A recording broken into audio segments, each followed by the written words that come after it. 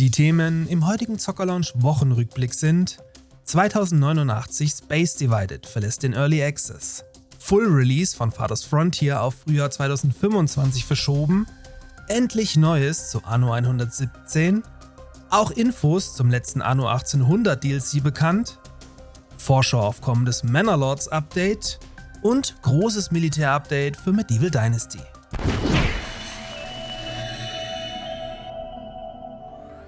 Dieser Wochenrückblick wird euch von meinem Partner Instant Gaming präsentiert, welcher sich gerade noch im Black Weekend befindet und die Games deshalb für euch nur so rausballert. Dazu aber gleich noch mehr. Mit 2089 Space Divided ist dem kleinen deutschen Indie-Studio Coast Games aus Kiel ein durchaus interessanter Geheimtipp im RTS-Genre gelungen. Nach 2 Jahren Early Access Phase hat der Titel nun Version 1.0 erreicht und steht somit ab sofort in vollem Umfang für euch auf Steam zum Download bereit.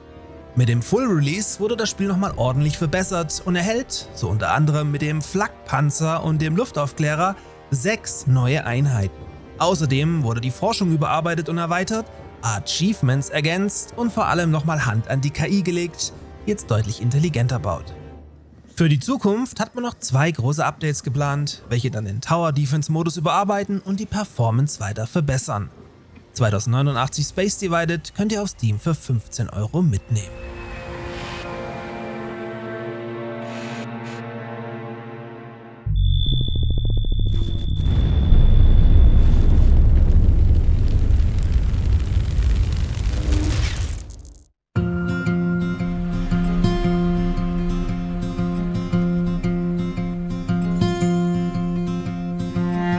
Auch Farthest Frontier nähert sich seinem Full Release, kann aber den angestrebten Termin bis zum Jahresende nicht mehr ganz einhalten und verschiebt das Ganze daher ins kommende Frühjahr. So ist die Performance mit über 3000 Einwohnern noch zu niedrig, weswegen man hier nochmal zusätzlich Zeit ins Optimieren stecken möchte. Als zweiter Grund nennt man, dass man auch Opfer seiner eigenen Ansprüche geworden ist und im finalen Prozess weitere Ideen und Verbesserungen erkannt hat, die man jetzt ebenfalls noch unbedingt vorher umsetzen und ins Spiel integrieren möchte. Abseits dessen erhofft man sich auch mit einem Launch nach dem großen Weihnachtsgeschäft nicht in der allgemeinen Masse unterzugehen und dann auch das entsprechende Medienecho mitnehmen zu können. Wie der aktuelle Weg zum Full Release genau aussieht, habe ich euch bereits in einem Video aufgearbeitet, welches bis auf die Zeitschiene immer noch aktuell ist. Schaut da also auch gerne mal rein.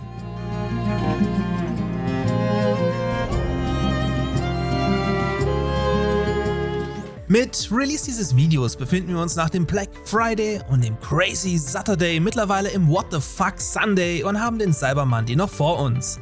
Sprich, ihr könnt die bei Instant Gaming sowieso schon reduzierten Games aktuell nochmal ein paar Euro günstiger mitnehmen und euch jetzt für den Jahresausklang eindecken.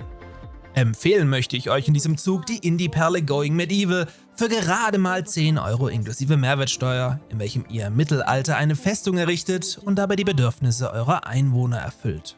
Mit einem Kauf über meinen Partnerlink unterstützt ihr diesen Kanal hier massiv und macht solche Videoformate erst möglich. Vielen Dank also an dieser Stelle von mir, dass das Angebot von euch so gut angenommen wird. But you must have the vision and the strength to guide your people out of the dark and into a brave new medieval age.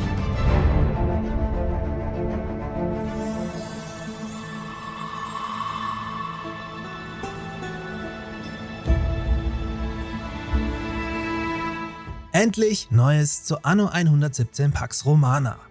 Nach ersten erfolgreichen Playtests und ganz viel Feedback aus der Anno-Community konnte Anno 117 einen weiteren Meilenstein erreichen und hat somit einen Großteil seiner angedachten Features mittlerweile implementiert. Auf echtes Gameplay müssen wir leider weiterhin warten, können dafür aber erstmals einen Blick auf die aktuelle Version der angedachten Inseln für das Spiel werfen. Vom Artstyle her scheint man also gar nicht so weit von Anno 1800 abzuweichen, weswegen sich eingefleischte Annoholiker sicher sofort heimisch fühlen werden. Im Zuge dieses Updates wurde nun auch die Steam-Seite zum Spiel freigeschaltet, über welche ihr den Titel jetzt wishlisten könnt. Anno 117 Pax Romana soll dann irgendwann 2025 erscheinen. Ein sehr ambitionierter Termin, da uns bisher noch kein Gameplay gezeigt wurde.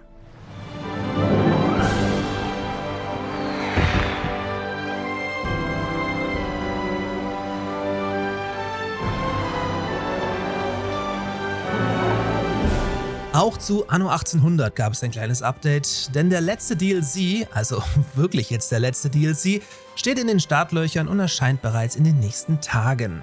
Den End of an Era Cosmetic DLC, ohne Gewähr, dass er wirklich so heißt, werde ich euch dann, wie auch alles zum neuen Anno 117, kommende Woche in 1 oder 2 Videos noch im Detail vorstellen, sobald alle Infos vorliegen.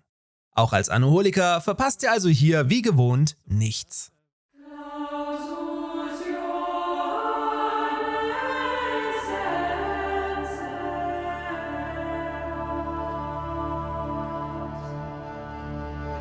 Und das führt uns nach längerer Zeit mal wieder zurück zu Manor Lords. Nach anfänglichem Mega-Hype, welchem der Titel zum Start mit seinem geringen Umfang leider nicht gerecht werden konnte und leider nach wie vor mit krass fallenden Spielerzahlen zu kämpfen hat, möchte man diese nun Stück für Stück mit neuen Inhalten zurückgewinnen.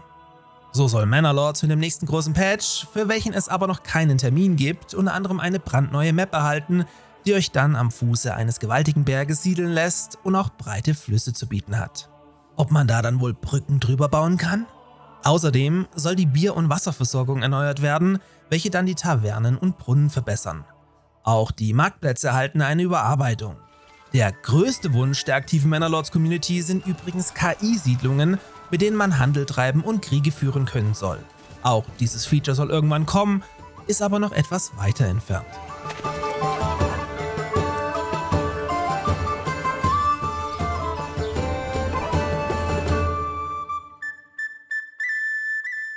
Ich musste mir verwundert die Augen reiben, als ich auf den neuen Medieval Dynasty Trailer geklickt hatte und dann kurz dachte, Gameplay zu Kingdom Come Deliverance oder ähnlichen Rollenspielen vor mir zu haben. Denn das neue Herbst-Update setzt vor allem den schon lange angekündigten Militärpart des Spiels um und erweitert diesen jetzt dementsprechend enorm.